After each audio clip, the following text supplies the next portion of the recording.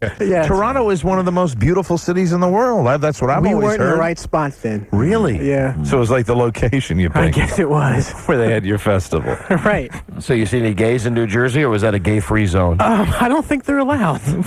All right, get out of here. Get out of here. Bye. Bye-bye. Noted homophobe. Charlie Broyhill. I called it. Love to hear that real conversation, how that went. This is gays. I heard We're it. leaving. I heard it. Oh, really? I heard it. It's everything you think it was. Wow. We're out of here. I called him last week because they sell Cuban cigars up in Canada because it's legal up there. So I was going to call Broyhill and say, listen, buy me a cigar, put it in your sock or something and smuggle it back for me. Well, as it turns out, I had no such hope because I call him up and go, hey, man, how's Toronto? He goes, fine, I'm in Jersey. We left. Too many gays, man. Too many gays. Dykes on bikes. They're right here. And they're all at his hotel. They're wearing shorts. I've never seen a woman wear a pair of shorts like that. Right in front of me. You can't help but look. So he just left. He just left. We're leaving. We're out of here. We pay for the hotel. No, we're gone. Let's go to Jersey. Wow. Okay, hold on. We are going to do a quick break. Sure am glad to be back. Yes, delighted to be back. No kidding on that. We will be right back. This is the Dawn and Mike Show. The Dawn and Mike.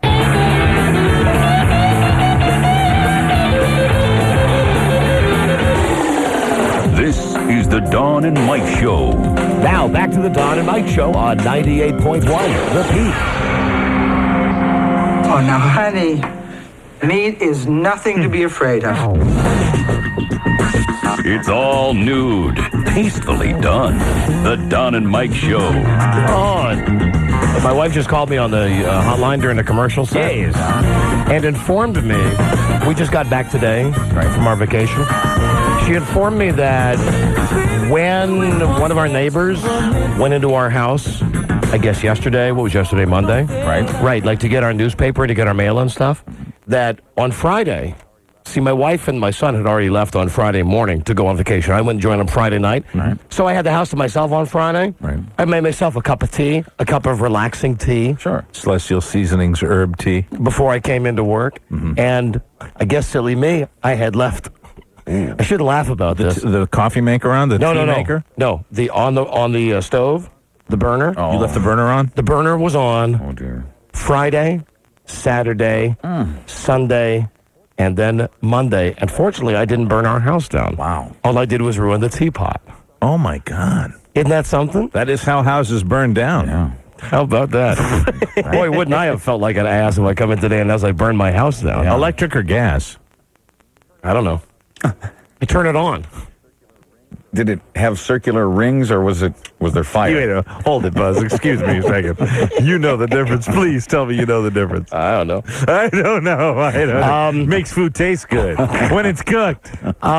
Food. Circular rings, Buzz. Okay, there you go. Electric. Electric. That's what I was going to say. Might Mike. have a bit of a peskier problem if it was gas. Yeah. Gas would be if I had left the actual stove itself on. And Yes, left the door open or Right, something, yeah. right? Well, you probably have an electric stove, too. Yeah. You think so? Yeah. Listen, I don't know. Probably. Yeah. I have no idea. Yes, you probably do. It makes food taste good. Yeah. Makes food taste good. I don't know what we cook it with. Hello? Dad? Hello? We have gas. What? It's gas. It's gas. Oh, well, there's the word from home. It's gas, everybody. It's fire. Fire. Okay, thanks, bud. Bye. All right, love you. Fire. So you had like a flame going the whole time. Yeah, I guess for 4 nonstop days. Friday, Saturday, Sunday, Monday. Just to make sure, just point of order, just to clear it up once and for all. Yes. When you turn your burner on, is there a flame? A little Yeah, of flame that course. shoots up. Does it make a sound like? I don't know. Usually they do. I don't know. What are you asking me? I never make tea. You've used the stove in your house. It's like the first time I've used a stove. I'm a microwave man. Yeah. I would microwave the goddamn tea if I Good. could. Something's cooking. Are there little flames underneath it? There's a ring of fire, Mike. A ring of fire. Ring of Round, fire. round, round. Hey, So Thank goodness I didn't burn my house down because no amount of piano playing would ever make that equal. So the neighbor checked on it Came in on Monday. of the beginning of the week. Otherwise, it would have been on for the whole week. Right. No, let me see. Yeah, that's right. Correct. Yes, last Monday. Wow. I'm just hearing all this for the first time. So she checked this past Monday. She checked. Yes, this past Monday she came in. Not yesterday. Not yesterday. See, we left a week ago. We've been Right. gone. I was for going to a say week. because it would seem to be quite a sticky wicket if she checked it. You know. No, I on understand Monday, what that you would said. be. I got you. Right. Okay. Yeah, it was Friday, Saturday, Sunday, Monday, 4 days. My goodness. 4 days. But the house is still there. Good. So, Around my mom, I realized that I am, even though I'm going to be 40 soon, I am still treated like I'm 9 years old. And I figured out exactly... you're the baby of your family. Yeah, I'm the very youngest out of the kids, which are my 5 cousins and my sister. I am the youngest of 7. Right. And I figured out what it was. It isn't that things are criticized. It isn't that that she runs me down in any way. It's that every single You talking thing, about Mary now? I'm talking about my mother, Mary O'Mara. It's that every single thing I do, no matter what it is, will have some sort of comment made about it, whether it's good or whether it's bad. And I didn't realize this until the 8th day. The 8th day of the vacation, when I was planning on taking my kids over to Bar Harbor in Maine to watch the 4th of July parade. And I realized, and my mom, for what reason I do not know, looked at me and went, "Oh, dear, Bar Harbor." And that is when Is Bar Harbor a bad place? No! Bar Harbor is a fun place. Are there lots of bars there? No, it's a tourist town. It's a tiny little tourist town. But it was like, oh dear, for as long as I can remember, see, we live far away from the tourist area, and for whatever reason, she has created this place in her mind that is an evil place to go to. And in her mind, there are not just a few hundred cars, there are millions of cars that descend upon this place on the 4th of July. Well, it doesn't happen, and I never thought it really happened that bad. For the fireworks at night, it's very crowded, but you know what I was taking them to? This is the evil thing I was planning to do with my kids. What? I was taking my kids, I didn't even want to talk about this, and all of a sudden it's just coming out. So this must be what I really want to talk about. This was the evil plan that I had to corrupt my children. I was taking them over at 7 o'clock in the morning for a blueberry pancake breakfast for the VFW. Oh, Michael. Oh, Bar Harbor. Why? They've got nothing over there that they don't have here? I said, yes, but it's going to be fun. They're the long tables set up, and they've got a little children's carnival that's going to be over there, and then we're going to go to the parade. And it's like, okay. And at that point, I'm like, I turned around, and my mom is 78 years old. Right. God love her, she's 78. You can't, when a mom... When a mom gets to a certain age, and this is the dilemma I face here, you can't really go crazy because you get that elderly thing happening where they're allowed to pass comments on everything, and you can't really turn around and go, "Shut up! Let me do it with my own kids," and so that was a bone of contention for the good part of the week. And all I wanted to do was go to a little pancake supper.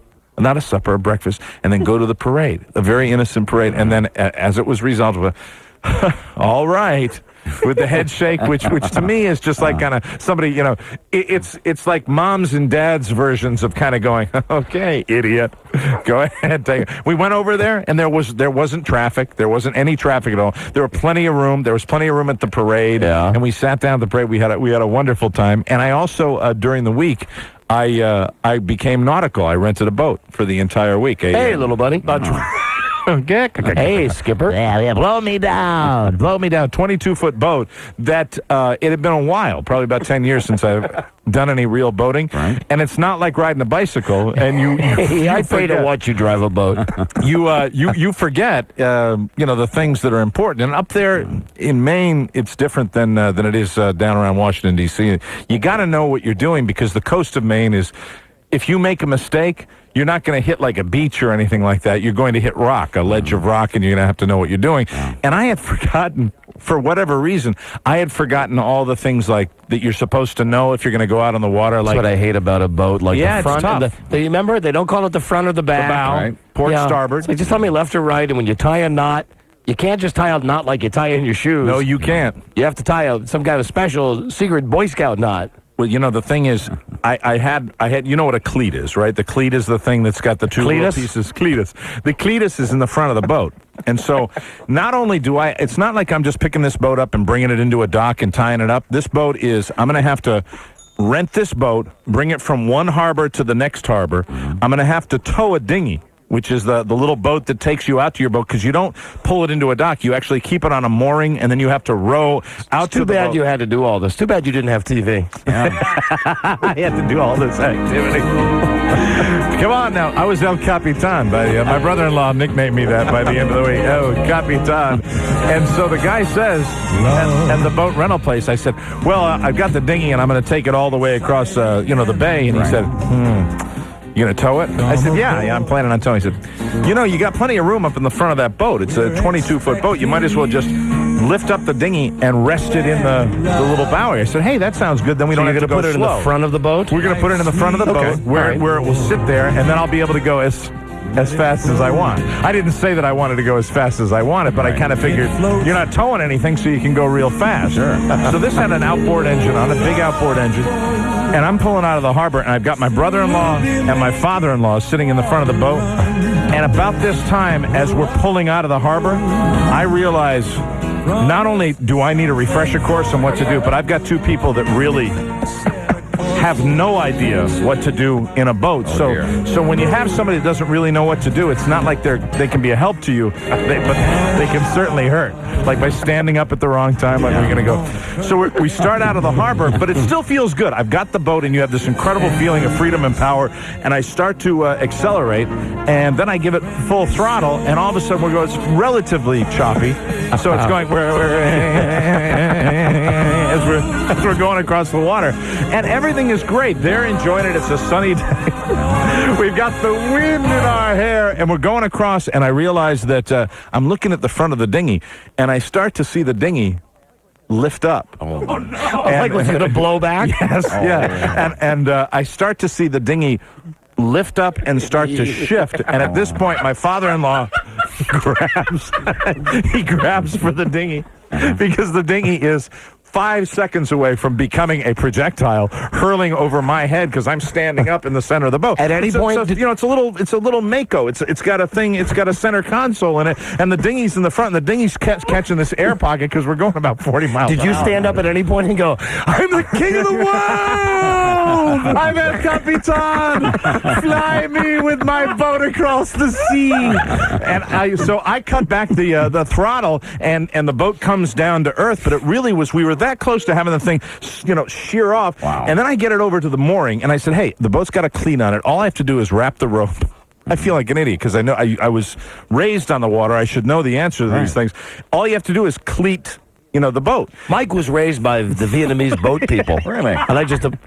sometimes you got to give a refresher on our backgrounds. Yeah, well, my uncle Phut Yu was very skillful with the ways of nautical, and so I get the rope, and I pull up the boat to my brother-in-law grabs the big mooring rope, and he pulls it into the boat. And I said, this will be easy. I said, I shut the boat off. We're holding onto the rope. I turn the boat off, and I walk up to the bow of the boat, the front of the boat, and I grab the mooring line. And I said, this will be easy. And I cleat. I'm just going to cleat it around this little cleat that's in the boat. But then I realized that the rope that they have attached to the mooring, that's the metal thing on the front of the boat that you're going to run the rope through. It's a little thing, and I said, this will be easy.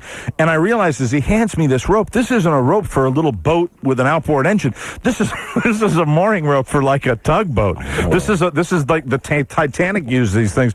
And I pull the thing in, and the rope is about that thick around. Wow. It's about 4 inches. About the size of Don Johnson's penis, it looks like. It's huge. It's huge, and it doesn't fit.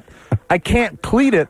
But what I can do... The rope is too big. But attached to the big rope is a little float rope, and so I use that, and I wrap that around the cleat real easy like, and I tie that off, and I said, that looks fine. The job is done. El Capitan says the boat is fine. It will not go anywhere. And so I get into the dinghy with my brother-in-law.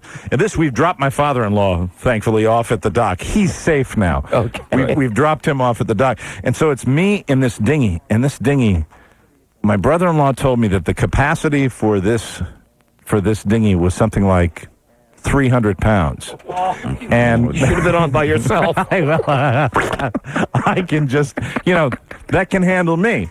But my brother-in-law is not a fat guy like I am, but he's a big guy, and he lifts a lot of weights, and he's strong. You've seen Lou, my brother-in-law. Right, yeah. He's thick. And so he gets in, and I said, all right, you get into the back, the very stern of the boat. He gets over the side of the boat and gets into the back of the dinghy. The bow of this dinghy goes up like it's made out of balsa wood. It goes seriously. Like a teeter-totter, seriously straight up in the air. Boing. He's sitting there with half of this boat out of the water, and I'm like, he's in there, and I'm not even in the boat yet. I don't know what in the name of God I'm going to do. But we're out at the mooring, and I've got to row into the dock, and I don't know what I'm going to do. So I put my feet down, and for whatever reason, the physics, the law of gravity, it stabilizes, and it just rocked a little bit, and I sit down, and it looks to me fine. It looks absolutely fine. By this time, the family is all coming down to the dock to watch us all. Ooh, the Capitan's coming from the sea. Let's see what's happening. My wife told me that as we were rowing in, that there was probably 1/8 of an inch between the edge of the boat and the sea.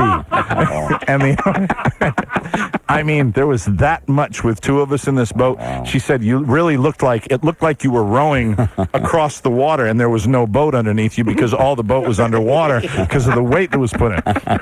So I decided that what we're going to do is that because I weigh a lot more than my brother-in-law, I'm going to get out of the boat first when we get to the dock. I said, that'll be easier because, I'm saying it'll be easier for my brother-in-law, but I'm saying if he gets out first, the bow might seriously put up and I'll go straight down to the bottom of the ocean. I'll sleep with the fishes. So I get out first, and I lost my footing on the side of the dinghy where I was trying to keep my weight. As bad as I could, I'm trying to keep my weight in the center of this little toy boat that you're supposed to row in from the mooring. And I put my left foot over on the left side of the boat, and that's when I used all of my weight to, hurl my body up to. It's not easy to do this, Right? And I'm going to use this as leverage, which was my biggest mistake. I should have taken all my weight out of the boat, and there were these handles, a little ladder that we were going to use, but instead I used all the boat to support my weight. And I put my left foot down where my brother-in-law was sitting, and water began to pour over the edge of the boat, and it started to tip up. But I pulled it got about 4 inches of water in the boat, and his ass was completely covered with seawater as he got out. And then after that, it Thank worked you, fine. Mon Capitan. And he said that's at that point I was dubbed El Capitan. But it was fun. It was actually quite great. And a lot of other stuff happened, but it was all pretty good. Except for our flight back. Oh, with Spalding Gray. Spalding, the kid in back of me. I mean, I'm sensitive to people traveling with kids because I have a 3-year-old and a 1-year-old, and I travel with them too. But Spalding, this kid that was in back of me, and this tiny little Spalding. plane. What kind of a name do you give a kid like that? I don't, What were the choices? Adidas? Puma? Spalding? Wilson? Scout, Rumor and Scout. We're sitting back. Attention. Oh, listen, about that? Yes. Well, I'm thinking about Bruce Willis. Right. You know Demi Moore's kooky mother, who we had on the show? Her name is Virginia Gynes. Gynecological survey. Yeah, she's going to be playing cards with Roy Rogers. Oh, really? Yeah, she's DEAD. Oh, she died. Yeah. The age of 54, I think, of a stroke or a brain aneurysm. Do you remember when we had her on the show, this crazy old bat, Demi Moore's mother? Hadn't she posed nude? Yeah, she sure had, Mike. Oh. She sure had. Not a good month for Demi. Yeah, and I read that Bruce went back. Yeah. I mean, he went back to be with her and to be with their kids. services In her today. time of need. Yeah. Well, she was estranged from her mother, though, right? No, they worked it out when they did? when she got sick. Mm-hmm. I bet if she'd been in the seat in back of me on this plane, she would have kept that kid in line. Attention. Attention. Spalding. I don't know if his name was Spalding. It was one of those Poindexter names that people give their kids that was like Spalding. And Spalding the whole time, the entire 1.5 hours of flight time, this kid was making sounds that go like this.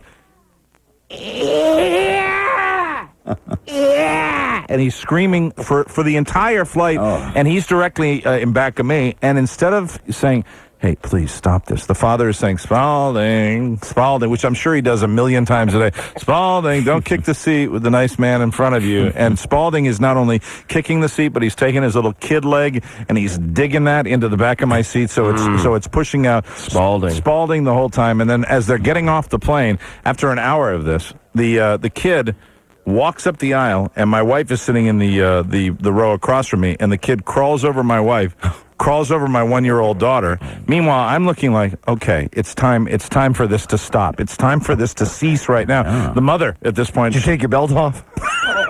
took out the Board of Education that I keep with me whenever I travel. It's just handy right on my belt. My dad used to have a Board of Education. Wow, really? It was just a big stick, and he wrote on it, Board of Education. This will be a lesson for Spalding. Spalding crawls over. When Spalding got, we had my 1-year-old in with a car seat. Yeah. When he got to the car seat and was crawling, like putting his hands up on it, getting ready to climb into it with my 1-year-old, I said, hey, I just, as gently as I could. Because the worst thing I know as a parent, you don't want somebody else telling your kids what to do. And instead of, Pachango. Hey, listen, Spalding. Slow down, son. Spalding, you're really starting to piss me off, Spalding. Come on now. Slow down. But meanwhile, the mother at this time, she's taken over the parenting job and going, Spalding, get out of there. Come on, Spalding. That's not nice. Standing 3 feet away from the child where she could easily have reached over and picked up the child. And she, instead of grabbed him. Spalding, she's trying to reason with him. And she's going, Spalding, please. Spalding, that's not nice. Finally, Spalding decided he was done torturing my 1-year-old, so he walked back and they got off the plane. And as he was leaving, right up at the front, I couldn't resist. And he's walking out. I said, "Goodbye, Spalding. Have a nice rest of the trip." Well, that was it. But other than that, I had a pretty good vacation. And I'm El Capitan. We had some little a-holes in the movie when we went to see Armageddon. I hate it. Although it wasn't just little a-holes, it was a family. A family of talkers. People who should not go to theaters to watch movies. Right. People who should wait till they come out on video because it's okay to talk to your television. Yeah. When you're watching something. Maybe people, it's the line between going to the movies and watching it at home is crossed. And loud talk. And the theater was so crowded that we couldn't get up and move. And it wasn't just the kids. It was the family. It was 4 kids and the mom and the dad, all of them talking at their normal voice level throughout the entire movie. Now, fortunately, Armageddon's not that great a movie. Do they do things like, this is where the explosion's going to happen? No, it would be like, very similar. What was the one thing? At one point, they tied up one of the astronauts because he was flipping out. The guy that was in Fargo, Steve Steve Buscemi, is that his name? Is that the funny-looking guy? Yeah. Okay, they got him tied to a chair because he's flipping out when he's up in space. He's going crazy. Right. And one by one, each of the 6 members of the idiot family behind us, they went, "He's tied up." Then the next one said, "He's tied up." Next one said, "He's tied up, all right." They go, "Daddy, he's tied up." Oh, man. Yeah, I hear that. "Mama, he's tied up." My teeth hurt. Hold on. Let me see if my family's at home. Just to get some background. They'll back me up on this. I know that I always say that people talk when I go to the movies. Well, it's just louder for you when you hear it. But everybody was hip to it this time. Everybody was hip to the fact that these people were talking during the entire movie. And I was turning around, giving them my grade A. My I hate you, evil eye. When they return it with a smile, you're unfazed. He is. Unfazed. Yeah. Do you want something to eat? Hello. I'm hungry. Hello. I'm going to the grocery store, boo-boo. You what? I'm going to the grocery store. Oh, listen how domestic she is. That's what I love hearing. A round of applause for a trip to the grocery store. Well, thank you. Even though beautiful people don't go to the grocery store, I go all the time. Yeah, where's the piano music, bro? We got to have that music whenever my wife is on the show now. I don't think so. Anyway, honey. See there, you wonder why I'm inhibited around you. Look what happens if I'm not. Honey, I'm proud of you. That's spontaneous. Hey, listen, those people behind us in Armageddon. Yeah, I know. They were noisy, but I don't even notice them until you start folding your arms and exhaling loud and but, honey, being unhappy. Just back me up. Wasn't it the entire family of talkers, not one guy? No, it was. And then, and then once I tune in, because I can tune people out, once I tune in, I hear them saying, "No, do you want some of my Coke? Because I get a refill on this if you drink it." And I mean, talking his normal talking voice. As loud as they can. And so they were sharing one Coke that they could go back and get refilled as many times. That's a special deal. We don't all have to get our Coke. I was waiting to scream at them when the movie is over, but they all got up and got out of there real fast. You know, I hate it when someone does that. And of course, I wouldn't have really screamed at them, but I just wanted to give them a good, solid, dirty look. It didn't work. Yeah, no chance. It's a good thing Armageddon sucks so bad, because if it was a good movie, they would have ruined it for me. You were looking forward to that movie. It wasn't bad. I cried. Yeah, and what's up with that? What do you mean, what's up with that? That's what I mean, girlfriend. It's all What's up with that? Mike, tell them about emotions. Emotions? Yeah, movies can move, Don. Yes. They can move, and they can move your Not soul. Armageddon, though. That didn't strike me as one that would make you cry. What Attention, my wife is crying. Does it have a sad ending? Well, they don't all, let's just say, not to give anything away, some make it and some don't. Okay. Yeah, but none of the beautiful people die. It's just stinky old Bruce Willis that dies. Hey, no, I wasn't giving it away. Does But the guy from Fargo die? No, and neither does the guy from Good Will Hunting. They all live. well, you just ruined it. Oh, yeah, I just ruined. Like, everybody doesn't already know the plot of I Armageddon? could go back and cry again. Well, I might have cried if those people hadn't been talking the entire time. You're heartless. All right, honey. All right, I love You better go turn off the radio, because now when we come back from this break, Yes. I'm going to talk about your family playing croquet. No, I don't. I think you edit what you said so I can listen happily.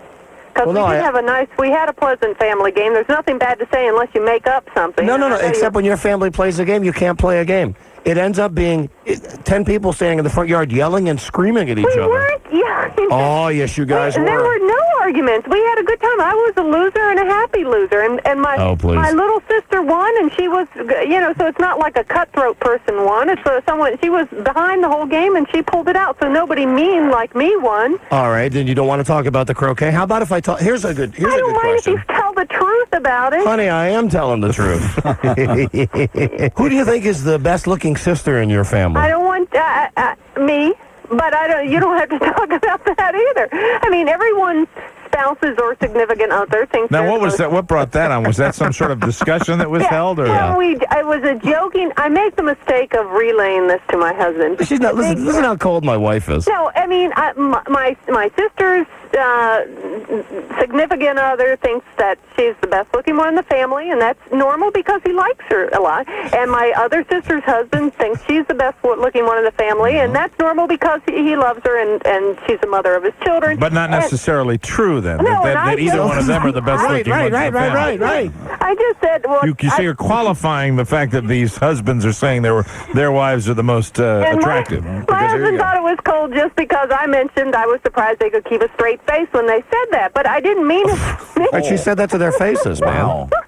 She said that to their faces. And it's like that all weekend she would say to me, do you believe that? Do you believe he said that she's the best-looking sister? Well, Stop it. I mean, come on. Stop it. And I still have to clarify what happened before vacation, that I also don't think I'm better looking than Demi Moore. I mean, you had people calling in and saying that, why would I be grocery shopping but I expect you to believe Let me that. ask you. Can I ask you one Yeah, question what? about this? What? Who initiated this discussion? My other sister. Your other All right, sister. here's the thing. My wife is impossibly jealous because her older sister is happy. I'm not. Okay? She's impossibly jealous with this. I'm happy for anyone I love that's know. happy. You don't like the fact that he kind of fawns over her a little bit. Well, no, I was fawns over her. You know what I mean? No, I don't mind that a bit. I'd like it if you'd fawn over me. That'd be perfect. Honey, let me just remind you of something. Who did the fawning on Route 50? Yeah, but now I find out you just did it so you'd have something to talk about on Tuesday when you. Oh, I did not. Absolutely, Honey. That's what I think. I think there's an ulterior motive. Honey, I got plenty of other things to talk Everything you about. do with me. I've got plenty of other things to talk about besides All you. right, good. Well, then just leave. Then good. Then leave me out of it when you talk. All right. All right, I love you. I'm going to talk about croquet. And yeah, you had to do it on the day when my family would be listening because, they know you might mention them on the air, so you have Yeah, to. sure. So you don't just want to embarrass me just in front of strangers, that it's okay, but... Well, no, wait. Why would I be embarrassing you? Your family knows how you are, and you're the They didn't instigator of know that. my footprints were on your windshield. Oh, that. Oh, come on. All right, Who that's cares fine. about that? Yeah, sure. We're in love. How many of the other people in your family you think got their feet on the windshield? Well, None. They just None. did it themselves. All right, boo-boo. All right. I'll listen to Yanni CDs or something and be happy. in That's my good. own Why don't you just world. turn the radio off for about 10 minutes? No, I won't. All right. Goodbye, honey. Goodbye. Okay, croquet. Yeah. First off, my wife can't stand it that she's not the one in charge. So on the 4th of July, she buys a croquet set. She spends 30 minutes lecturing her family, her brothers and sisters, her mom and dad, about how to play croquet, about the rules of croquet. By the time they're ready to play the game, everybody's already mad at Frida because she's been bossing them around for 30 minutes. And then once they start playing, you know, her family Is says... that light going to start flashing pretty soon? No, I'm going to keep it cool. Once they start playing, they say it's spirited competition. Right.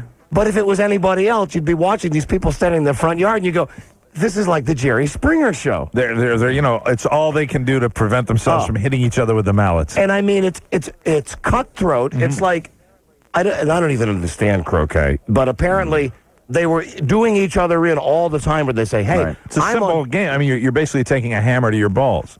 Right. That's Which is why you would think my wife would be like world class at it. She's had so much experience with that. No, just they end up yelling at each other and screaming at each other, and it's, you know, they're right out the front yard. And that high pitched. And imagine it. You know, it's my wife times 3 because both of the sisters are there, and then they got the brothers there, and they got the whole family there, and then this whole thing with the good looking. You know, he says. The boyfriend of the older sister, right? He says to her, in confidence, I guess, he says, you know, you're really cute. You're the best looking. So she mentions it to my wife, right? Because she's happy. Right. Now, see, now I will give your wife this. I will cut her this slack. The sister can stop it right there. Yes. She simply takes but I mean, the fact that she's got to mention it to her sister right there, I guess there are similarities with the sisters. Yeah, they're right? cute. And then the other one says, well, my husband always tells me that I'm the cutest of the 3 of us, right? And then Frida says, well, how can they do that with a straight face? That's exactly what she said that right to their faces. Wow. Now, is she doing that? Is she working them a little bit? No. And like she mentions it to me all weekend, seriously. We'd be driving down the road. You know how sometimes when you're driving with someone and you run out of things to talk about and you listen to a CD or something and then they'll just say something? Be like, we'd be driving, listening to a record, and all of a sudden she'd go, how about that? She thinks that she's the best looking of the 3 of us. Right? I mean, like, out of the blue that stuff comes. Betty Joe, Bobby Joe, Billy Joe. That's right there. That's at the wheelhouse there. And then, you know, they don't even want to have that discussion in front of my mother-in-law. Because then my mother-in-law will jump in and say that she's better looking than all 3 of them put together. Oh, God. Right? I'm not being facetious. Hold on, we got to do a break. We'll be right back. This is the Don and Mike Show. The Don and Mike Show on 98.1 The Peak. You can call Don and Mike Back with our guest DJs Beavis and Butthead. So, dudes, how about some music that kicks ass? Cool. You said ass. Kick ass. Yeah. You wouldn't expect anything less from the Tri-County region's ass-kickingest radio station. Ass. Yeah. But before we get to the ass-kicking, Butthead, why don't you tell the folks about our next head-banging contest? The teeth cooler. 10th caller. Gets a free tattoo on his butt. America's favorite hard-talking potty mouths, Don and Mike. Hey, we're back. Happy with the show from good old WJFK in Washington, D.C. You're hearing us via satellite. Greenville, South Carolina, 98.1 The Peak. WPEK in Albuquerque, New Mexico, Hot Talk KHTL. And in Wichita, Talk Radio, KFH. I had a chance to tune in the show a couple of times last week on vacation. Right. When we were away, I listened to it on 101.7 and 98.5 Big FM up in Ocean City. Right. And a lot of the small markets that run the show, they don't have enough inventory for the commercial sets. So they were playing records during the show. Hey, that had to give it a different flavor. Right. One day I got in the car, and I thought I had it on our station, the station that runs our show. They're playing Light My Fire by the Doors. Right? I thought, maybe there's something wrong with the satellite, or I don't know what's going on, but the song ended, and it came back and goes, the Don and Mike Show. That had to be pretty weird. Oh, all right. Well, maybe it was some kind of problem. Later, we're driving down the road, we heard another song. And it turns out, I guess, a lot of our stations do that if they don't have enough commercials to play. Right. But good luck to them. Hope they can fill that all with nice, juicy commercials. And for everybody that listens to the show on the network, that would be everybody outside of D.C. Right. You must be sick to death of that commercial that Buzz did for the equity place. Sorry about that. Because I did it and then went on vacation. it ran like a gazillion times. That's the one where you're sincere and caring, right, Buzz? I'm always sincere. That's and what caring. it is. You're Yeah. always sincere and Yeah. caring on your commercials. That's not the one where you have skin disease, right? That's the one that says No. save your money for tomorrow. That's right. There's a style you have on those commercials where you really say that you feel for people. I can really, I do. really comes through. I care. I care deeply. Yeah, of course. That is what I discerned also, Buzz, is that you're an individual that cares. I thought so. About the 20th time that I heard that silly commercial that you did. He gives so much, Don. He gives and he gives. He just doesn't stop giving. Hurts bad and then it gets red and irritated. Yes. Hello, Don and Mike Show. That would be our first phone call back from vacation. Wow. Nope, you know what? Hold on. Phone's messed Don't up. take it personally. I have to turn the telephones on. Ah, yes. I realize we just got back. We haven't even taken any telephone calls yet. All right. And I'm ready. I'm ready for you. I was a little fried before the last commercial, before the last break we did before the holiday. Yeah, got pretty intense there for 2 days. I was a little fried. That's the end of a big, long, hot spring of rock and roll radio. Absolutely. Now I'm mellow, ready to chat. Hey, guys. Hey, Don and Mike. Welcome back. Thanks. Hey, I just wanted to thank you guys. I've been listening to your show for a while. I just love it. I'm moving out. You guys got to have a show in Seattle. We're going to Seattle. Okay, see ya. Goodbye. Thank you. Goodbye. Hello, Don and Mike Show. Another teary farewell to a listener. Hello. Hello. Hey, you're on the air. Yeah, this is Don and Mike. Yes, sir. What's up? Hey. Hey, how y'all What's guys doing? up? Hello. Hey, what's up? Oh, come on now. Yeah. That's the first official hang-up of the what is this? The summer, right? These are our summer shows. The summer show. This is summer? Yes. No, it's not. Hello, Don and Mike. Hello? Hello, you are on the air. Hey, huge fan. Miss you guys a lot. Thank you. I have one question for Buzz, though. I'll try. Buzz, Sunday night, I heard you doing some kind of woman's radio show. Capital Roundtable. Yeah. Capital Round. Can you tell me about that? It's actually called the Washington Weekly, and it's not just for women. It's for everybody, and it's because I care. I'll tell you what, I was listening to it, and I was thinking, man, what happened to my radio? No, hey, everything's fine. What was your subject? You don't know, do you? I do the interviews, and then a producer sews them together, and then we slap it on the air. So the correct answer would be you don't know. I don't know. You don't know. No. Buzz Burbank. Yeah. Hello, Don and Mike Show. I don't know. Hey, Don. Hey, hi. How you doing, Don? Hi, great. Everybody, Thanks. Mike. Hi. Hi. Hey, man, Don, you want to get a laugh out of this? Remember I told you I was calling convenience store and asking the girls about making them horny and all that last week?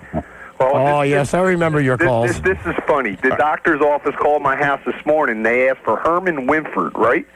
And I said he wasn't there. And then I hung up on him this morning, right? Is that you, sir? Are you Herman Winford? No, I'm not Herman Winford. I don't know no Herman Winford. Gotcha. So then he's calling for my father. I take care of my father. So anyway, then he calls back. Is that your father's name? No. So I called back this evening, right? And he says, is Herman Winford there? And I says, I'm going to get this woman. I said, do I make you horny? And she said, huh? And I says, do I make you horny? And she hung up on me. So I star 6-9 her. I got the phone number, and I called her back again. And I says, do I make you horny? And she started laughing, right? And then she hung up on me again, right? And then I called her back again, and I wanted to try. Right. And then she did that. And then I hung up on you, right? Then about an hour later, this cruiser pulled into my driveway. And Right. these two cops came up and they took me away. It's funny hearing somebody do that with a southern accent. Do I make you horny? She laughed. I think I will call her back. Right? Hello, Don and Mike Show. Don Mike. Hey, buddy. Hey, buddy. Hey, buddy. Hey, I got one about the food thing. You know, I know you don't like the food thing. Your food's touching and grossing you out, you know. You're right there, sir. Anyway, short story. Over at my buddy's Are you eating something? I'm chewing gum.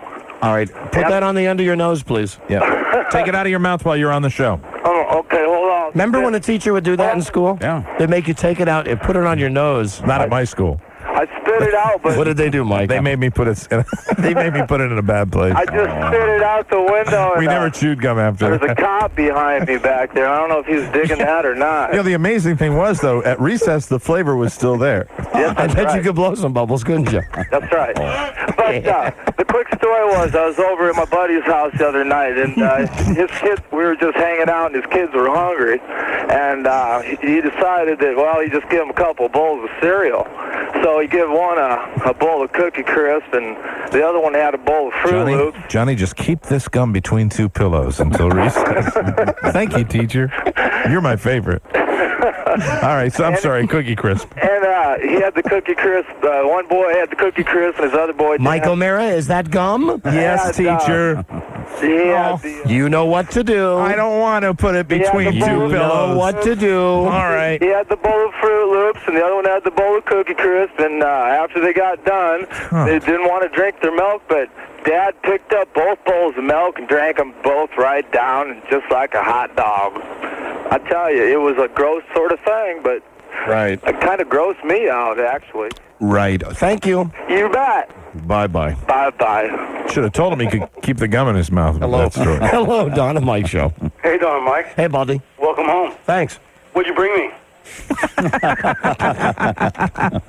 What did you bring him, Don? Sand. Sand from my shoe. I brought you a gift that that Spalding left on the plane. Oh, no, I take it back. I brought you some gum. ABC gum? Already been chewed and stored between two pillows. Thanks, guys. What? Okay. All right. Goodbye. Thanks. He wanted to know what his gift was. Hello, Don and Mike Show. Yeah, I wanted to know if you guys know anything about that Buddy Lee. What is that? I keep seeing commercials and I can't find out what's up. For who? All about Who? Buddy Lee. It's like a commercial they show on ESPN during the X Games, but I've seen it on other channels too. It looks like it's going to be a movie, but I just wanted to see if maybe Don knew something about You mean a movie about a Generation X I think that's skateboard guy? I think that's a promo for the X Games. I think that you've been fooled by the high-tech ESPN production staff. Because I saw it on BET yesterday. I was watching videos and it came on there too. Buddy Lee. You sure it wasn't Jerry Lee? No, I think it was Buddy Lee. Or Michelle Lee. And he had Peggy strawberry Lee. jelly. Oh, Thea Lee. Christopher Lee. Oh, Mike, I don't have time for this. Michelle Bob Lee. Michelle Lee. All right. All right, we're even. Tommy Lee. Tommy Lee. Oh, that's a good one. Tommy Lee Jones. Can I have that one? Two different Tommy. Kathy Lee Gifford. Janet Lee. I got Tommy Lee Hooker. Lee. Lee what's his name? Strasberg. What's his name? The General Lee. You know. Robert E. Lee. Robert E. Lee, son. Robert E. Lee said, son. Said, son. King of the Lees. Thanks, guys. All right, goodbye. Thank you. Goodbye. That was a tie in the league game. Hello, Don and Mike Show. Hey, Don and Mike. Hey, my friend. Hey, I'm just studying to be a teacher, and I'm an intern at the high school, and I was interning for an English class, and there were students talking about Monica's from your show. Well, you know, if we've influenced one young mind. Yeah. Thank you. It was amazing. I was sitting there talking to the teacher that I'm understudying for, basically, and him and we both listened to your show, and here these kids are talking about Monica's in class. Is this an English class? It's an English class. Mike, think what time of the year it is. It's summer school. Ah, summer yes, school. summer Of course, school. you're talking Exactly. about Monica's in summer school. Because Buzz There's about was 11 kids. mouthing him and I, and we're just wondering whether that is it he and I or him and I. It's he and I. It's he and I. Yes, it is. He and I. He and I. And what are you? You're the assistant? I'm like an intern. I'm trying to learn the ways of teaching. I'm trying to get my teaching credential. Yeah, you know what they do? They store all the gum that's taken away during class. Maybe you're I'll going use to. that one tomorrow when somebody's chewing gum in class. Maybe you're going to Hummer School, not summer school. Or maybe you're like one of those guys with the. Who is that fruity? The chef that came onto the boys. Jeff Smith. Jeff Smith. Allegedly. Yeah, Allegedly. it's wonderful stuff. Allegedly, he settled the lawsuit. Yes, he Wonderful did. stuff. I've got my shark tooth on. We're going to be cooking with wine and just great stuff. And gum. Lars will be coming over here and assisting me today. We're going to make a lovely, lovely roux. Lars, let me just get that spatula. Okay. Hello, Don and Mike. Hello. Ouch. That hurts me. Hello, Don and Mike Show. Sarah Lee. Sarah. Sarah Lee. You know, you're right. We should have had that. We're not on top of our game as far as the name game goes. Nobody doesn't like her. Maybe by tomorrow. Bruce Lee. Bruce Lee. I give you credit for Fee Lee. That's an engineer we used to know. Fee Lee. I love Don and Mike show. Great guy. Hello. Hello. Hey, I want to talk to Don and Mike. Yes, you're talking to us. Please turn down your radio.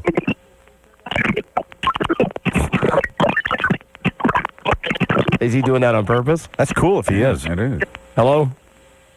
I guess he was. Okay, good trick. Man, we enjoyed that. A real good trick. That made us smile. Oh, we have to do a break. More phone calls coming up, and I want to talk about the All-Star game. Yes. The big home run hitting contest last night. Yeah. Mm-hmm. I watched a little bit of that. I cannot believe how they gypped Mark McGwire. Yeah, they screwed him. The guy that is pitching to Mark McGwire, they're supposed to be throwing them virtually underhand pitches, right? So that these guys can hit all the big home runs. Right. Dennis Murphy was pitching to Mark McGwire. The guy that's pitching to McGwire. Well, listen, hold on. It's going to take me a second to get into this. His rhythm is all off. When Mark McGwire is just bringing the bat back to cock the bat at the back of his head, right? Right. When he's going to cock the bat, when he doesn't even have the bat cocked. And the guy throws the pitch. Why am I laughing? Because, Mike, hey, don't go off half cocked on me, okay? We'll talk about that in a second when we come right back. This is the Don and Mike Show. The Don and Mike Show on 98.1 The Peak. I'm thinking, you know what? Maybe baseball is going to get me back as a fan a little bit. Yeah. Of course, there's nothing else on TV last night. There wasn't, and it's a huge story because you've really got two of the guys, at least, that are these are the greatest home run hitters ever since Mickey Mantle and Maris. 98.1. So you got all the baseball players there, and they're all wearing goofy green shirts. But they have on the hats for their own teams. Right. Yeah, the American and national side. So it's like guys with green shirts and they got orange hats on and everything. You're constantly adjusting the color on your set. But you're waiting for Mark McGwire, right? Yeah, he's Popeye. He's the guy that's supposed to be doing it. This is the guy. He's standing in the batter's box. Now, they make this guy go last. A lot of pressure. Because he's the guy that everybody wants to see. Mike, I'm going to need some music to help me here. Ladies and gentlemen, disco style, Harry Carey playing cards with Roy Rogers as we speak. The late Harry Carey. Right here, Eddie Marvelous. Remember, it was a longer intro the first time we played it. Again, everybody. Holy cow. What a beautiful day for baseball. Right, disco Harry Carey. Yeah. Do you think this song is what killed him? You think he woke up one night and said, Dutchie, they turned me into a disco singer. That's it, I'm going to die now. Dutchie, where's my gum? It's in that spot. Oh, there it is. I got it warmed up for you. Ah, that's good. Hold on, before we talk about the All-Star game, is Rudy calling us from the All-Star game? Because perhaps he could help me with this. Rudy Martzke's supposed to be calling today from the All-Star game at Coors Field. That would be nice. There you go. All right, well, hold on just a second. He might not be there, though, because it's not in Atlanta. Hey, Don and Mike Show. Hello, boys. Hello. Hello, this is BridgetTheMidget. Bridget! Oh, boy. Here's a girl who can hit it out of the park. Yeah. Here she is. Bridget, the midget, the queen of the blues. She never struck out. You don't have to throw underhand to Bridget. She can handle the hard ones. That's all right. Hey, Bridget. Hey, guys. Fastball. Curveball. Slider. Knuckleball. All types. She can handle them all. Hey, Bridget, what are you doing? Oh, I'm vacationing at home. And, of course, her favorite, spitball. Bada bing. You're here?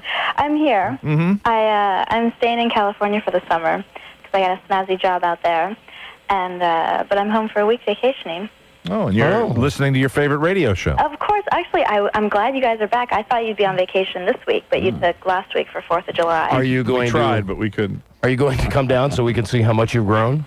How much I've grown? Well, yeah, I would come down there. Would you? Sure. That's nice. Would you now? Of course I would. Yeah. For my favorite guys. Oh, sure. Well, come on down then, Bridget.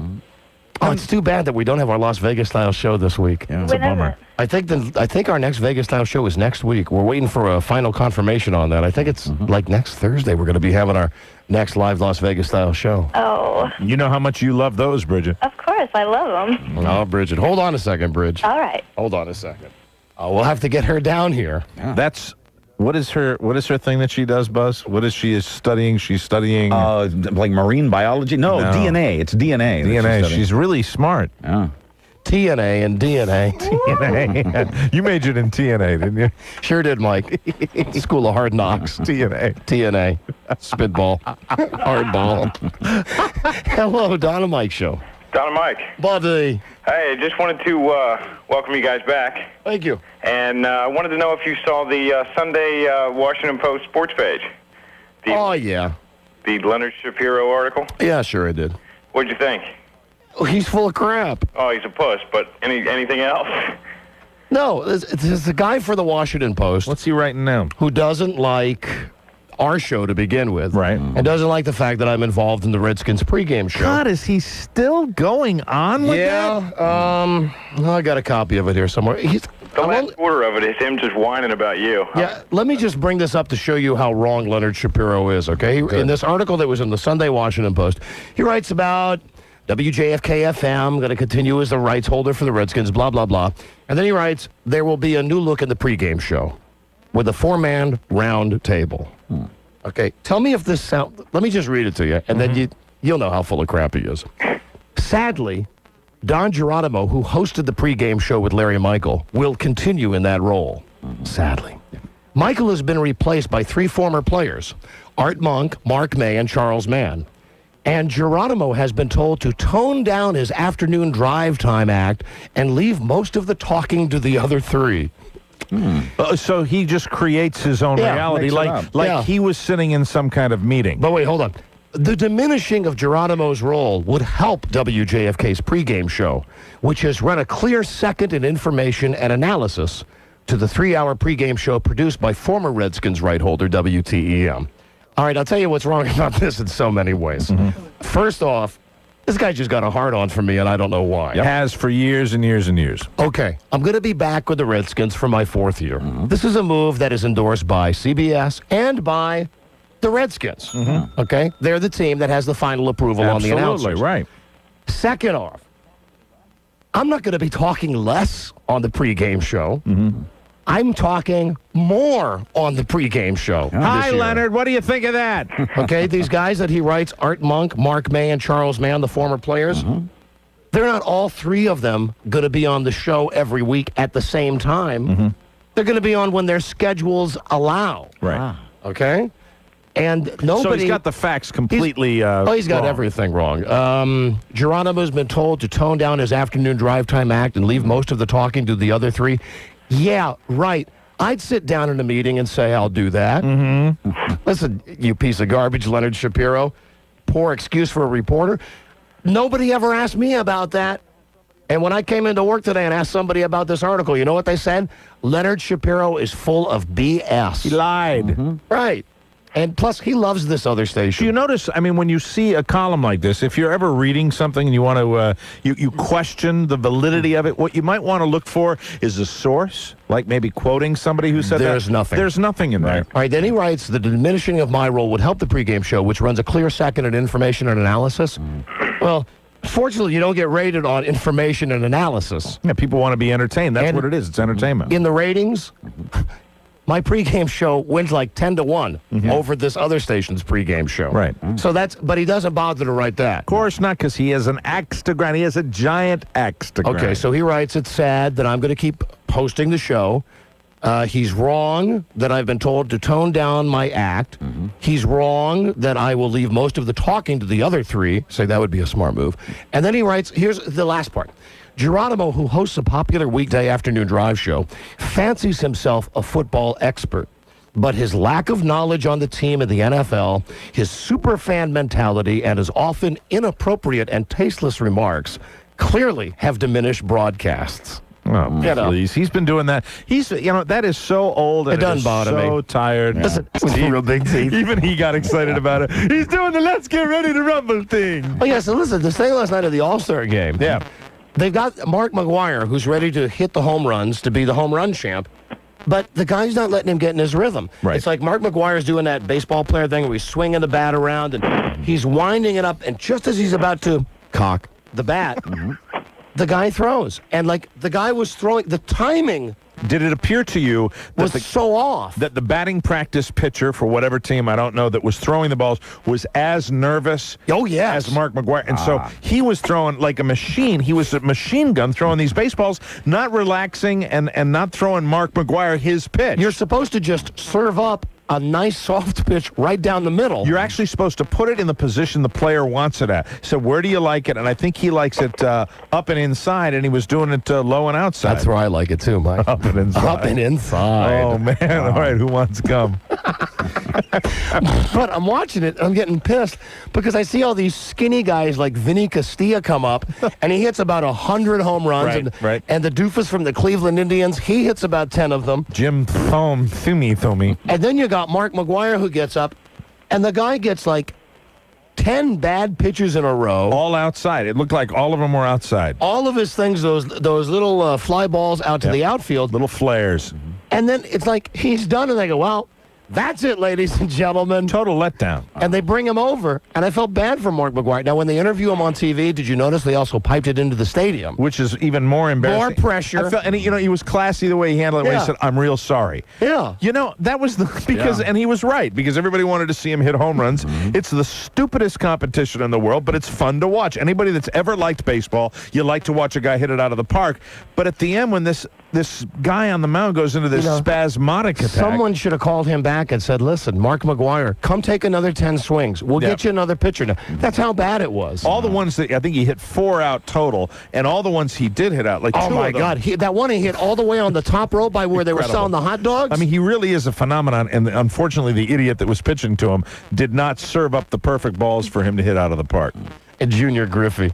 Yep. He thought he'd be a little prick and not do the batting thing, not do the home run game because it's so tiring and everything. Prima donna. But he's there anyway. Of course. Right. He's at the stadium anyway. He takes batting practice. He steps up, and they booed his ass. They did. So bad. Yes, they did. And he won the thing, actually. Yeah, that he won but he won the contest with 3 home runs. Yeah, I know. In the last round, he only hit 3 home runs. No fair. Yeah. Oh, my goodness. Oh, you're the guy about Ditka? Yeah. I feel like I'm in the studio, but being ignored. Oh, Rosa, thank you, my friend. That's great. That's exactly what was happening. Yeah. Hello, Donna Mike. Hey. Hey. Doesn't Mike like any movies? Pardon me? Doesn't Mike like any movies? What do you mean? He bashes every movie. Titanic, Armageddon. Oh, that's me, Don. And no, I don't like any movies. You don't? No. You hate all movies. You know, can't you figure out who's talking on this show? No, actually, no. Did you see Armageddon? Yeah, I did. I thought it sucked. I thought it was about an hour too long. Now, why? Why? Because the whole first hour was boring, man. All right, Gene Siskel calling and still recovering from that brain surgery. I believe it is the real Gene Siskel. Thank you, Gene. Don't you like any movies? And does Gene Siskel have one of those big Herman Munster scars on his forehead now? Does he? I haven't seen it since he came back. I'm asking if he does. Titanic's the highest grossing movie of all time, so obviously somebody liked it. And, well, you know, don't you think that you have your right to your opinion as we have our right to our opinions? I think that movie sucks, too. And you know what? I know that movie sucks. I haven't even seen that movie, and I know it sucks. That's what I get. That's how advanced I am. You won't even give it a chance. That's how advanced I am. Isn't that amazing that Titanic's still hanging in there, the great Titanic debate? Duh. Duh. And what's your line? You always give your line from the director. I'm the king of the world! I wish Leonard Shapiro was on that boat. Hello, Dynamite. For real. Hello. Hi, did you hear who's going to play the next Batman in the series of Batman movies? Well, they're not even making any more Batman movies, are they? It was on Entertainment this week. It's going to be Kurt Russell. Batman. Oh, he'd be a good Batman. Yeah. He'd be a good one. I read the tabloids last week on vacation. I love being on vacation because I buy the National Enquirer every week. So normally I have to just read the copy that's here, and it's always dog-eared because everybody else is reading it first. You know, ads for Viagra taken out of it and stuff. Oh, yeah, well, they chop out all the good stuff for the show. They shred it. They shred it completely, and that's not good bathroom reading. I was reading a great article. Goldie Hawn begs Kurt Russell please marry me now. Oh, really? Yeah, it said that she's looking real good. Yeah. And then she walked into the room and took off she had on some kind of a baggy top, and underneath it, she had like a bikini on. Oh, really? And she danced around in front of him and said, please marry me now. And who wrote that? Leonard Shapiro? Yes, that's right, Mike. Hold on, we got to do a break. We're coming right back. This is the Don and Mike Show. The Don and Mike Show on 98.1. Hello. Good looking Tuesday. Hey, he's on the line. Hey, This is G. How you doing? Hey, when I was, hold on a second, G. When I was at the beach, I can't believe that I heard, of course I hear stuff that's on our show all the time that's picked up by other radio stations and by other disc jockeys. Right. But something that we were doing on our show like 10 years ago, we did SHI Thursday, Oh, yeah. where we'd say, sure, happy, it's Thursday. Kind of a wacky play on TGI Friday. Right. Well, I know that's original because I know that that's something that I made up that we started saying. Right. I heard a station in Ocean City, and this is exactly what they say in their commercial. They go, on Thursdays, we're S-H-I-T. Sure, happy, it's Thursday. Wow. And I didn't know that you could just spell it out like that. Probably can't. Yeah. Well, they do it all the time. They don't have the standards and practices office like we do. Oh, all right. Well, I said it one time anyway. Nanny, boo-boo. You didn't know. Right, I didn't know. I heard it on another station. No, I didn't know. Come on, I didn't know. I didn't. I thought, how could they do? First, I got mad that they were ripping our idea off. They thought, well, even more than that. Right. They're going even further with it. They're taking a great idea and refining it. Oh, boy. S-H-I. Thursday. Right. Yeah. Except they said S-H-I. T. Yes. They don't have a room full of guys that say, no, call him. He's not supposed to say that. I guess not. Hey, listen. Hey, G. Yes, sir. Hey, G Money. Hey, how you doing? Hey, what's up, G? What up, G? I called. True dat. Kicking in the house, G Money. I drove my whole family crazy with True dat. I think by like Wednesday of last week, individually, everybody in my wife's family said, would you please stop saying true dat? True dat. I say that all the time now. True dat. I called Leonard Shapiro on Monday morning and to get combative. Well, not really. I called him in a very calm manner to talk to him about his article about you in Sunday's paper. Oh, the guy in the Post, yeah. Yeah, and he told me that because I listened to your show, his impression was, and solely based because I spoke well to him. I didn't blast him. I did, but in a way he wouldn't understand. He told me I was more than likely an immature, unprofessional moron who didn't have a life that I had to listen to. Did he use those words exactly? He called me a moron for listening to your show. So I was going to... I'm certainly not a moron. Well, that's debatable, but... Well, we're just Josh anyway. This guy, this guy was totally... his assumption is that people that listen to you are morons, unprofessional. And that's his whole rap, this guy, Leonard Shapiro. It's because he's old, and he still wishes that it was 1968 and not 1998. And excuse me, but I'd like to speak up for all the morons in the world. And the morons need a place to go to listen to. And I am proud of our moron listenership, and I always will be. And they're a very important part of our audience, the morons. Key demo. That's right. I enjoy your football expertise, which I believe you have. Both of you possess, and you show it. Also, the Washingtonian today. Did you read it? The Washingtonian? No. Hold on a second. Who's on this? Hold on. Who's on this? Hello? Hello, Ken Stevens. Don Geronimo. Buddy. Hey, Ken has called us on the hotline on the air, which rarely happens. This is a very exciting and special moment. Well, no, there was a 444 on my so I guess telephone here. He's just returning the call. You didn't even know that this was... See, 444 is our extension. In the studio, right? Right. I thought yours was 666. Ken, I think it's important to note that the general manager of the radio station was unaware that he was calling the number directly into the studio. Well, would you like me to call that number regularly? No, Ken, at least you found a way out. No, absolutely not. I was just calling to see if you had called Leonard Shapiro today. I did hear that you called me a pussy. Yes. Yeah. Well, You call him yourself then. Who's the pussy? Why am I the guy that always has to stand? How about sometimes? I don't know. You're the guy that's got the bitch with him. How about somebody in management from this station standing up and saying, "Listen, the guy's doing a great job for us, and what you've written in the newspaper is not correct." How about that? Well, I told you. I have no problem doing that. I was just commenting on the pussy part. Did you? As a matter of fact. Did you call him? He's not there. I assume you didn't want me to leave a message on his answering machine, did you? No. Okay. No. Well, I did leave a message asking him to call me. So how's it going, Ken? Listen, Ken, you're not a fan of confrontations. I know that about you. Come on, be honest. Hey, listen, in my defense, I think it's ridiculous to call the guy. I think that's what he wants.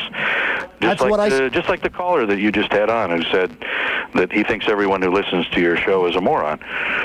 What good does it do to call him? Well, you call him up and you tell him, listen, that what he had was not... I mean, I'm not talking about the stuff where he just writes about that he hates me. He wrote it. Who should know more how inaccurate it is than him? We rolling tape now. Somebody's getting a little worked up here today. Hey, Ken? Yes? I don't think you should call him. I think we should take it one step further. You go to a few of the Redskins games. Why don't you just sucker punch him?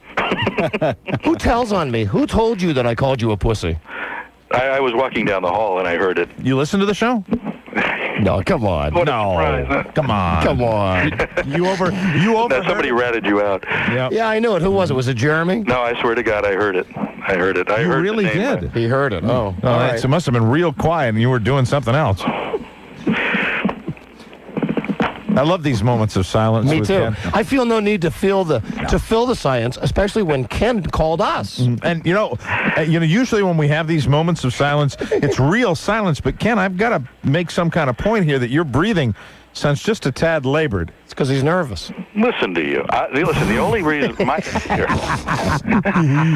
thought it was kind of ironic that the guy that wants me to call Leonard Shapiro is the guy that's calling me a pussy. Okay. It's your problem. You call him. All right, let's stop for a second. Although I did call him. And what about... Ken did not like most men, Ken did not like being called a pussy. Right. And I say, no, how about... Since was there a vote on it or something before? What do you mean? Was there competition?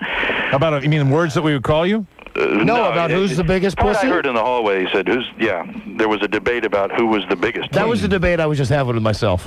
Oh, okay. I'm a master debater. I think you know that. Well, I didn't want to win that. But listen, why is it so tough to stand up and say, listen, I'm the manager, I'm the guy that puts this show on, you're wrong. That's all I asked is for someone from this station or from someone from the Redskins to call this guy to say, listen, what you've written about the format of the show is wrong. And if you're wondering about the competition, Ken, you're in a real dogfight with James Brolin right now. But it's very close, very, very close. Listen, I told you that I would be glad to make that phone call for you. And all I said was, I personally don't like to give the man the satisfaction. And I said that I was sure that you hadn't made the call. But see, you were wrong. So you say. But I did make the call. So you say. I bet he's not taking any calls this afternoon. Yeah. Right. So you say. Okay. Oh, wait a minute. Yeah. Now, wait a minute. What? Yes. Now, wait a minute. What have you identified as the... What did you say? So you say. So you say. I love it when he pauses. I have no way of knowing if you actually did call Leonard Shapiro today or not. Why would you question that I did if I said I did? I would never question you like that. Oh, yes, you would. Come on. You are management. We are talent. It is a natural feeling to question. Oh, I'm hurt. Well, listen, Ken, listen. How long have we worked with you? Over 5 years. I know your style. Your style is that whether it's me or Mike or anybody in this building, you will say what you have to say to their face. You say, yes, I'll take care of that problem. I'll do it now. I'll take care of it. I think it's important to also And then you point hope out, the person just forgets about it. And I think it's important to point out that relationship is A-okay, Ken, because we've been doing it for 5 years. It's what we expect, and don't go change it. Seriously. To try to please me. Because we're very comfortable. We have to, it's fine. Have a good one, buddy. Bye, buddy. All right. Hello, Don and Mike show. Hey, Don. Yes, hello. Hey, did you hear the Mike Ditka doing the Take Me Out to the Ball game? Oh, we talked about that last hour. I wish we would have had that tape, except yesterday was a day off for Robbie Spiewak. Sorry about that. Yeah, if anybody out there has a copy of that tape, please, we'd love to play that. Rob, I know I speak for everybody on the staff where we appreciate you going down and fighting those Florida wildfires on your day off. I do what I can. Good job. You didn't have to do that. I do what I can. He fights them in a very unique way. He cares also. But I'll tell you, if Rob Spiewak has had a 3-beer lunch and he's standing around your house when that fire gets close, you don't have a thing to worry Forget about it. You're safe. All is well. That is transition music that we stole from Everybody Loves Raymond, because I'm going to change the topic now. Good. Meanwhile, in Buzz's room... Hey, Buzz. Hi, Don and Mike. That was it. Can you play that again so we can get used to it later? Nice. Oh, sure. In just a moment, Mike. Just a moment. Because right now I'm talking to you. Do you want to transition back to Buzz? Yes, we're having a conversation right now, but if we were to switch and look over to the Buzz studio, We'd say, hey, there he is, our next door neighbor. Here's kindly Gus Burbank. Hi, Don. Hi, Mike. Hey, Buzz. Good evening. Why are you here? To do the news. Oh, the news. The news you love. Right, news. Yeah. And what is your lead story tonight, Buzz? Well, there's so many things to talk about tonight, but for me, the topper tonight is the truth about Milton Berle's manhood. oh, that's a great topic. Now I'm going back spotlight on Mike. Yeah. Hey, Mike. How you doing, Don? Buzz is going to talk about Milton Berle's schlong. I have always wondered about that, whether it's as large as they say it is. Me too, Mike. Hey, I guess we're going to be doing another transition. What direction will we be heading in now? The phones. Hello, Don and Mike show. Hey, I got a joke. I got a joke for Don. I don't know if you like it, but We're transitioning right out of the phone calls. Yes, no jokes. Going to his house. Yeah, sorry about that. We're transitioning into commercials now. Now, you just played that music. You can give it an extra one as we go to commercials? Oh, all right. Okay. I'm addicted to it already. We'll be right back with news and comments. Bill saw his dad and is reporting about it in the new tell-all book that's coming out this week on the occasion of his dad's 90th birthday. Happy birthday, Pop. He's supposed to be hung like a horse, right? Milton Berle? That's the rumor. Supposed to be legendary. That's also the story. I mean, men that have seen it have cried. Yeah, that's what I hear. Men have just fallen to their knees. Well, according to this tell-all book... Really? Hello, Mr. Berle. Do they have showers in the Friars Club? That's the question. I bet they do. Uncle Milty. Hi, what do you think of this? Look at my thing. Well, this book... I wonder if it shakes real bad. Remember when I saw him on Comic Relief? His hands were shaking. That he couldn't stop shaking. I bet he wishes it could shake. It doesn't shake anymore, Don. Well, a new book by his son. His son signed some kind of a pact before he's 18 that he's never going to write a book about me. And it's terrible when they're... Wait till they're dead. Yeah, he writes this when his dad's 90 years old. This will kill a dad, I would imagine. The book says that Uncle Milty had affairs with Marilyn Monroe and Lucille Ball. And by the way, yes, he says the rumors about the large size of his dad's penis are true. He says that part of Milton Berle's body has its own heart and lungs. Just to give you an idea. That is so gross. How you doing? Hi, I'm this part of Milton. I don't wear a dress. Fans have been flocking today to the Roy Rogers Museum in California after he died yesterday at the age of 86. Happy trails. Happy trails, Roy. We're going to miss you. The museum in... Not me. You know the look he got in his face when I said that? Happy Sure. I didn't even know he was still alive. Yeah. Yes, Dale's still alive. I hate cowboys anyway. Well, those days are apparently over, the cowboys. I like space guys with ray guns. It's cool, man. Well, the museum in Victorville, California is where... Smiling on to them. This museum is where... Yes, I'm auditioning, Buzz. Good job. Because I'd like to replace him. You could. All you need is the hat. Thank you. You'd have to have one of those hats like Steve Martin had in Parenthood. Yeah, the oversized hat. The real little teeny... Miniature hat. Yeah, with the string around it, with the little plastic string. Victorville, California is that museum is where Roy's horse Trigger has been stuffed and mounted all these years. Will they be stuffing Roy? Well, that's interesting. I guess it could happen. Dale Evans, who's still with us, as I said, was appalled when Roy made this announced, and she told Roy at that time. Roy had stuffed Dale a couple of times. And I quote, yeah, baby. I don't know if he was in Milton Berle's league. Yeah, baby. Dale's reaction to the stuffing and mounting of Trigger was, quote, all right, but when you go, I'm going to have you stuffed and placed on top of Trigger, end quote. quote. By the way, his real name, he was born Leonard Sly, for those of you who didn't know or have forgotten. Oh, man. Hey, that's a good name. Leonard Sly. Lenny Sly. Yeah. Lenny Sly. Hard to believe he changed that to Roy Rogers. Yeah, why not stick with Lenny Sly? Cowboy Lenny Sly. Who would want to go buy hamburgers? Where you want, kids? McDonald's, Burger King? No, we want to go to Lenny Sly's. You could have a Lenny Sly fry. Howdy, partner. Welcome to Sly's. Welcome to Lenny Sly's. Roy's backup group, the Sons of the Pioneers, obviously shaken by this, so they canceled their show in Branson, Missouri yesterday. That's one of them falling right now. And this reminder, Don Geronimo, one of his first jobs was at Roy's, right? You worked the counter there? I sure did. Howdy, partner. Welcome to Roy's. And Roy's last words, we just learned this afternoon, according to the nurse who heard them, were, and I quote, "Lord, it's been a rough ride," end quote. He went to sleep and died about 2 hours later. You know, even if she made it up, that's a cool last thing for Roy Wright. Sure. It's been a rough ride. It's perfect. So long. I heard his last words were, "Dale, you ugly bitch." The jury has reached... Well, his mind was probably going. Yeah. Hold on a second. What he was saying. Quick break. We got to transition out of this and into our next stop set. And when we come back, more news and more comment, more fun with Buzz. This is the Don and Mike Show. The Don and Mike Show on 98.1 The Peak. Game. All right, here we go. Anytime now, Brian.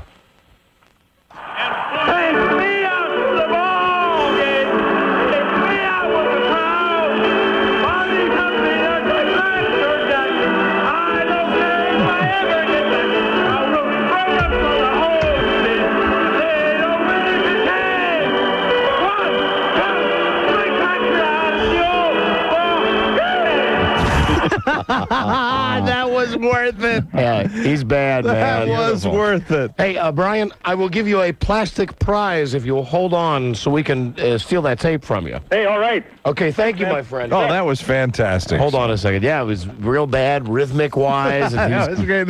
His voice cracks at the end there. At the old ball game. All right, now back to Guy Birdley. Guy? Hey, Don and Mike. The jury has reached a verdict this evening in the murder of Bill Cosby's son, Ennis, and that verdict will be announced a little after the top of the hour. Yesterday, Cosby went to the trial for the first time in its long existence and successfully stared down the accused killer. He showed up... Ragged realizes, You know, I'm just gonna stare until he looks away, just looking in the eye, just looking at the Jello eye, pudding pop. These are raggets and rolls of meat tonight. They had the stare down, and Bill Cosby won. Good. Cosby also looked to the jury when the killing was described and gave his wife a hug, so he might have been working the jury a little bit as well. Good. It'd be interesting to see what happens. Good for him. James Beep Brolin and Barbara Streisand got married last week, as you probably already know. I can't believe we missed it. But what luck we had. You know, I pick all the best of stuff that we're going to run like 3 weeks in advance. Right. Do you know it was just dumb luck that I had picked the bit that was when we tried to call them when it was rumored that they got married? Yes. On the day that they really got married. There you go. That's very timely. Yes, it was. It was lucky, I think. Where did they get married? You know, we still don't know it's a secret. It just keeps being referred to as a secret location. No announcement about that has been made.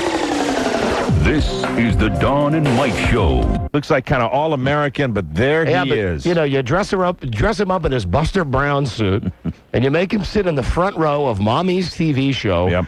And you talk about how, what did she say? Today we are going to Cody's place and Cassidy's house, the places that they built for crack babies, and she put her kids' names on them. And here's what she says. Today, Cody and Cass, and the camera's on them. She got her kids in the audience. Cody and Cass are going to go down there today, and play with all the kids. All day. Bing, they cut to Cody with the look on Cody's face that, like any kid who's being forced to do something all day long, he's got that kind of look on his face. Like, oh, Mom. And then she tells the story about Cassidy saying, who cut the cheese? In the restaurant, poor kids. And they, they're cutting to reaction shots of the 6-year-old or however old that child is. God. And it's just, man. And Regis, who basically has to suffer through it and decides he's going to go all the way with it and just pepper the kids with questions. He keeps saying, "Does Mommy talk about me at the dinner table?" Cody, does Mommy say things about Uncle Regis to your daddy Frank? He would never say this, but wouldn't you love it if there was something like that? And he says, "Cody, Do you know who Susan Johnson is? Cody? Oh God, it's so weird. I mean, you can't help but watch it though. I mean, but it's like a train wreck. So we were way out in front of the curve on Kathy C. and also on Lay King. Yeah. But see, we get nothing back from Kathy Lee Gifford. Right. But it's in a weird way, it's gratifying to get that back. He was bitter. From Larry King. Of course he's bitter. I'd love to hear a tape of that. Everywhere he goes, he's got to hear it about us. And even better that it happened on those two turds, Mark and Brian, on their show. That's right. Because we got a whole big history with them, too. A long history with those But guys. I will not bore you with that. Thank you, my friend. One more thing, Don. Yes. 28 days till football. Oh, I can't wait. And I'll tell you, the first game is that the first preseason game? Pittsburgh and Tampa Bay. Oh, boy. Hall of Fame game. Man, oh, man. Can't wait. And also there's a game that night from Japan. So these are the exhibition games that are almost like the real thing. Almost. Yeah, the first game is the game. The first one, the Hall of Fame game, it's the one that really sucks because each team has about 100 players. Right, and they're all trying to make the team, and it's kind of frustrating. And you see the poor level of play. And that's where they always start singing, like, well, at least Giff won't be in there this year. That's right. To ruin the TV broadcast. Just before. Yeah, just before. Who's doing it this year? I forgot. Who's going to be doing the Boomer Esiason. Right. And, Al Michaels. On Mark and Brian this morning, he wrote down everything he said about you guys. You know what wrote it down. You know what I find most amazing is that two guys actually listen to Mark and Brian's show. Pretty amazing. But all right. Driving somebody else's vehicle and the radio was stuck on that's okay. Oh, please don't lie to us and say that. But, well, I don't care. Let's hear what he had to say. First half of his show's on tape, like the other guy said. He said if you look up boring in the dictionary's picture up Don and Mike, he said being in a room with Don and Mike is like watching a fly crawl up a drape. God, he's like using old vaudeville lines, Catskills comic lines. Why does he say that thing that the first half of our show is tapes? I have no idea. He just started talking about being on the radio with DJs, and he goes, asked Mark and Brian if they knew Don and Mike, and they said, oh, yes, they do. And he said, have you ever been in a room with them? It's like watching a fly crawl up the drape, and they run nothing but tapes. And I took over their show one day. We got to him. Got to him. That's the important thing. This is validation. Yeah. Hear ye, hear ye. Larry King has cracked. Yes. I mean, I know you knew he was cracked already, but that's good, though. He's cracked. We've been going for a long time. We've been relentless with that Larry King stuff. And finally, there is evidence that he is aware. Lay King. Hey, that's great. That's wonderful. That's a real pick-me-up. Thank you, my friend. Okay. Thank you. Bye-bye. Hi, this is Lay King. All the tapes. This means it's like a shot in the arm for us. Yeah. This means it's like they're quite willing to kill off nature, for a cheap buck, and then, and then just point the finger at somebody else for why the job's disappeared. This is where Larry falls asleep on the radio. Sorry, don't want to rephrase that. Oops. They're funnier now because Larry's aware of it. And why doesn't the press search harder when it involves pro-lifers? They certainly do when it's pro-choicers. Larry King is asleep at the microphone. Hey, Larry. Zeiger. It's Larry King with that. Green Bay? Yeah. This Green Bay? No, next is Green Bay. I lost it there for a minute. That was great. They're funnier now. I didn't think they could be any funnier. They're funnier now. Oh, that's great. Oh, who would have thought that? Beautiful. Mm-hmm. Oh, that is funny. I swear to God, that is. Wake Hello, up, Larry. Hello, Don and Mike. Hello. It's Larry King on the line now. This is Larry King. Calling Church, Virginia. Hello. Hi, Larry. There's a couple guys here in Washington, Don and Mike, who play a tape of you getting asked about journalism by somebody, and you think he's talking about medical school. Do you remember that? No. Do you ever listen? Have you ever heard Don and Mike? I never get to hear them. They were on the morning, they were on the afternoon, and I never get to hear them. We took over their show one day. I went, in fact, the day before the heart attack, we went and took over their program one morning. That's funny. And totally destroyed them. You could doctor tapes. He loves that story. That's right. All right, now listen, I don't want to bore everybody with these tapes, but you want to hear the tape of Larry King slaying us? The reason I don't play this tape a lot is that I'm embarrassed for me and Mike. Yeah, because we're really cackling. Because we've been goofing on Larry a little bit, and we think it's kind of a kick that he's coming into the studio. Right. This is back when nobody came into our studio. We were not nearly as jaded as we are now. No, it's a time. And we had like a guy blowing a horn in the background and a guy with a snare drum and everything. Time changes everything. But anyway, here it is. Judge for yourself if Larry King really slays us. This one I don't believe. Oh, my heart's beating. My heart is beating fast. This memo is from Alan Goodman, an obvious Jew, to Don and Mike from Alan. I love general managers who write memos from Alan, like he's a good guy. Surprise, surprise, you'll never get even with me for this one. Have a good time, show some respect. And for the benefit of those, let me just explain this. This is Larry King. I don't get up this early. Oh, my goodness. Thank you very much. This is fabulous. Let me tell you why I'm here. It's Larry King. He's really here. I am here on behalf of WTOP News Radio 15, who actually this morning are giving you snow information on behalf of the Federal Communications Commission, on behalf of the grease man who's ticked that I didn't go over to his place, on behalf of Ted Turner and CNN. He's trying to be so irreverent. Yeah, and we were sucking it up with with a biscuit. This is back when he just had his radio show. Yeah, well, he's mentioned CNN, so I guess obviously there's something to do with CNN and Ted Turner. So but this was also maybe this was when he was doing both, because a lot of people forget he did an all-night radio show. Right. And the reason we started goofing on him in the first place is that we would listen to his show on our way into work. Mm-hmm. And then we would spend the first half hour of our show talking about how lame Larry King's show was. Larry King. Central Broadcasting System. And what we have decided to do here, there was a major decision. I had lunch with Alan Goodman a couple weeks ago, and we decided, how do we do it on the morning they're fired? Well, there it is. Yeah. Slaying us. Yes, slaying us. Slaying us. Thank you, Larry King. Yeah, we're embarrassed by that tape, but we bring it out just for historical perspective. Yeah. Things were Lay King. And then it was just an ugly spiral after that. It really did start to go downhill. It really did start to go downhill when he hosted that roast that they did for us when he was the host, because backstage he was being super attitude Larry, and that's when I think what we did was then come on the air the next day and talk about what an attitude he had. Right. I think we did. Yes. That was the beginning of the end. That maybe. Well, forget it. Who wants to be his friend anyway? You'd have to like kiss his ass all the time. And he's not a good guy to do that to. I mean, you don't want to do that. Not with Lay King.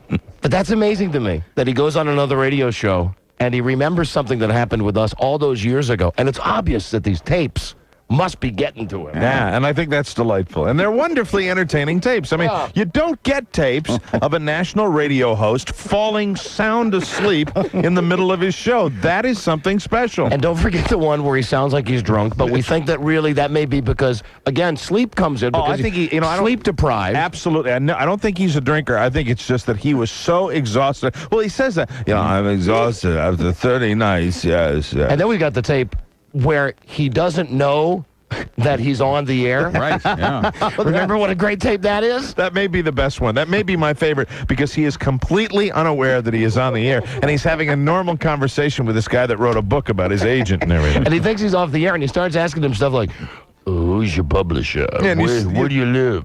You see the way Larry really talks when there's a guest in the studio between the commercial break. He's not vigorous. I'm Larry King. Who's your agent? Where you live?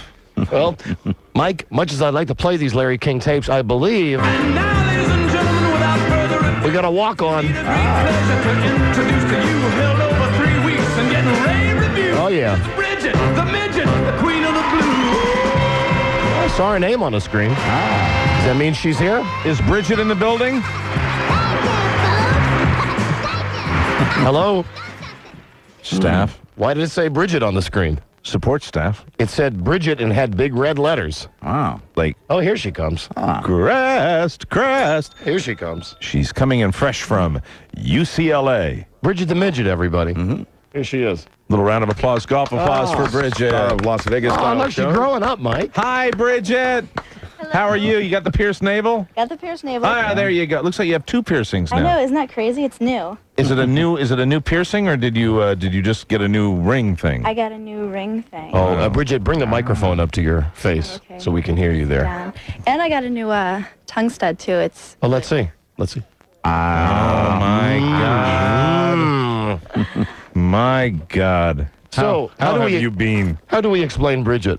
Bridget is a friend of ours who started coming to our Las Vegas-style shows and really came out of her shell. Yes, relaxed and wowed the crowd at our early Las Vegas-style shows. A crown that now is being worn by Ella, by the lovely Miss Ella. Oh, she was at a few that I went to last summer. Ella, who it's safe to say is a few years your senior. And, you know. She got a few more miles on her. She does. I mean that in a good way. She's road tested. She has a tattoo, doesn't she? I think she may. I think she has many tattoos. Really? How many tattoos do you have? I have none. You have none? Have you ever thought about getting a tattoo, Bridget? No, the piercings keep me satisfied with mutilating my body. So what happened when you went on that dream date? Remember there was a whole big debacle with our Sacramento radio station. It was win the date with Bridget, and then they thought the contest was fixed, and you ended up going out with the guy. Did we ever ask you about that? Yeah, we talked about, actually, when I was on spring break, I called you guys from Vegas and gave you a little update on that. That's right. You went to Vegas with a guy? With my brother. With your brother. Right. Okay. And I called you from there on our way back and let you know. But it was a good date. This guy, his name was Don.